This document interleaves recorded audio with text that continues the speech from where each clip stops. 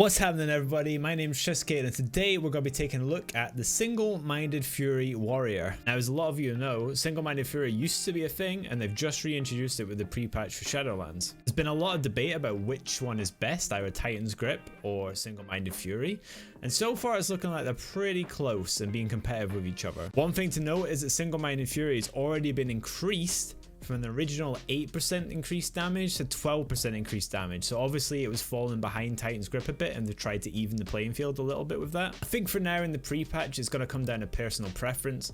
I don't think there's too big of a margin unless you're like a mythic progression raider, which is all done for now anyway. I've been playing warrior since vanilla, so for me personally, using two one-handed weapons has always felt a bit nicer as opposed to Titan's Grip. It just feels more fury-like having two really fast one-handed weapons as opposed to two big ones. I know some people disagree with that, but personally that's what I like. Just getting out there now that this is pre-patch, and I know a lot of this stuff will change, and you know, the talents might change, the numbers might change, but for now this is my personal look into the talents that I'm using in pre-patch with single-minded fury. Let's start with the talents. So in the first row, my choice is sudden death.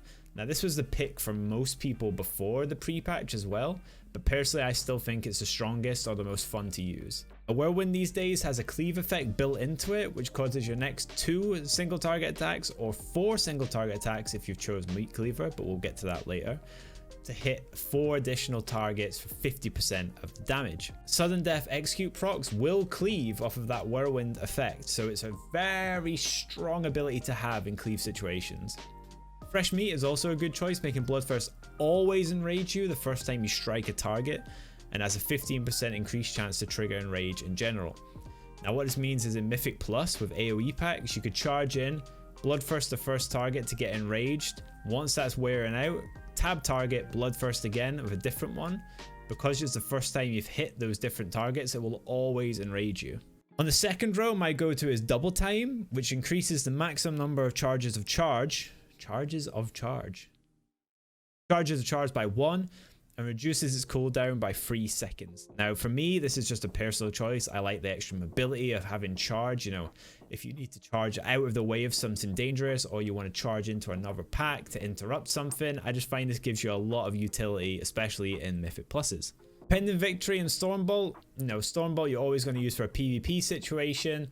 Pendant Victory again for PvP or for world questing, but for me double time is the go-to. I like to point out now that I am not a PvP player on my warrior, so all of these will be PvE choices. If you're looking for PvP choices, this ain't the video for you. On the next row it gets a bit more interesting, and we've got a couple of new talents. The one I've chosen to go with is Frenzy. So this is a passive. When every time you use Rampage, it increases your haste by 3%, stacking up to 3 times. So you can get 9% haste from this stacking buff. The thing to take note of is that if you tab target and Rampage a different target, the stacks will reset. Other choices are obviously Massacre, which makes it execute usable at 35% health instead of 20%, and it reduces its cooldown by 1.5 seconds. This is great for execute windows or single target damage in a raid situation. Onslaught is another new talent, which generates 15 rage and deals a massive amount of damage, but it requires you to have enrage, and it's on a 10-second cooldown. I just don't feel it fits into the rotation very well. I feel like I have enough buttons to press as it is as a Fury Warrior for it to flow nicely.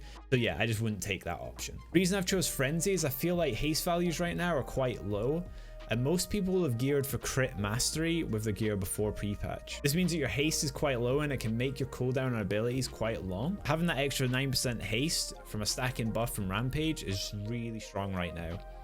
I imagine that going into Shadowlands, and when the new content comes out, we get the Covenants, we got all these special abilities from there, you might be able to pick one of these other ones, but for now, Frenzy in my opinion is the strongest choice and pretty much the only choice on that row for a PvE situation.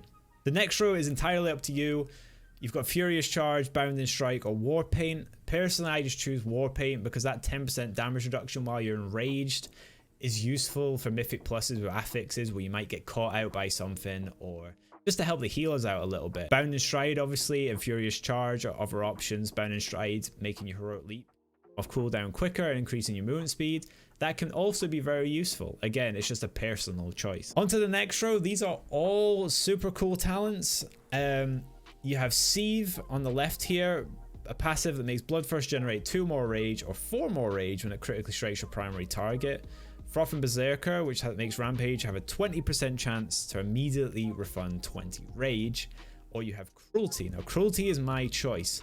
I'll come into this a bit more in the last tier of talents as to why I picked this, but for now we'll just go over it. While enraged, passively, Rage and Blow deals 20% more damage and has a 30% chance to instantly reset its own cooldown.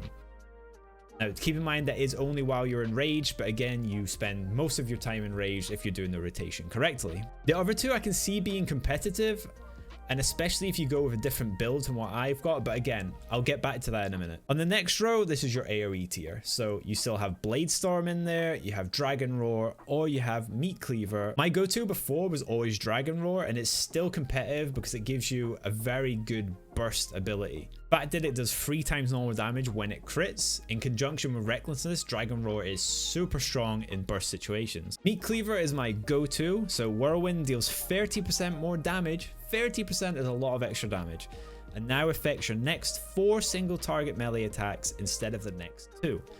So Whirlwind has this baked in AoE ability where once you've pressed Whirlwind, your next 2 or 4 attacks if you choose Meat Cleaver to cleave onto other targets for 50% of the damage. Having 4 charges of your next melee attacks cleaving is super strong. Now onto the last row, we have Anger Management, which hasn't really changed. Every 20 rage you spend reduces the remaining cooldown on Reckless by 1 second. You have Siege Breaker, which was there before as well. It's just a big 30-second cooldown, damage and ability, generates 10 rage, and increases all the damage you do to the target by 15% for 10 seconds. Then you have this new one, which is Reckless Abandon. Now, Reckless Abandon makes Recklessness generate 50 rage, and then greatly empowers Bloodthirst and Rage and Blow. So when I press Recklessness now, not only am I going to get 50 rage, but if you watch these abilities at the bottom, so currently Bloodthirst generates 8 rage and does 500-ish damage. Rage and Blow generates 12 rage and does 500-ish damage as well. If we hit Recklessness, we get our 50 rage. Bloodthirst becomes Bloodbath, which does 800 damage and generates 16 rage. And Crushing Blow deals 800 damage and also charges towards the enemies if you're away from them. So obviously that's a big damage increase, and it also reduces the down by half. Combined with Meat Cleaver and Cruelty, Reckless Abandon makes you a AoE powerhouse. Honestly, these 3 in conjunctions is one of the strongest AoE builds I've ever seen. The other choices obviously are Anger Management or Siege Breaker. Anger Management is good to take if you've chosen Froth and Berserker or Sieve, because they're all to do with rage generation, and obviously Anger Management is every 20 rage you spend, Reckless is reduced by 1 second. So if you're going for more like a single target build, Sieve is probably the best one, but also Froth and Berserker have been taken in conjunction with Anger Management. But like I say, Cruelty, Meat Cleaver, and Reckless Abandon, it just makes for one insane AoE combo. It's super fun, it's super fast paced, and I think you love doing it. Do give it a try. That's going to be it for this video. Thank you very much for watching, everyone. I hope that's been useful to you. If you'd like to see any other videos about the rotation I use or other warrior stuff, please drop a comment and let me know. I'll do my best to make it for you. I also stream over at Twitch, and you can find me at twitch.tv/Trislocated. I'll drop a link below for you guys. That's all for now, so until next time, I'll catch you all later. Have a good one, everyone.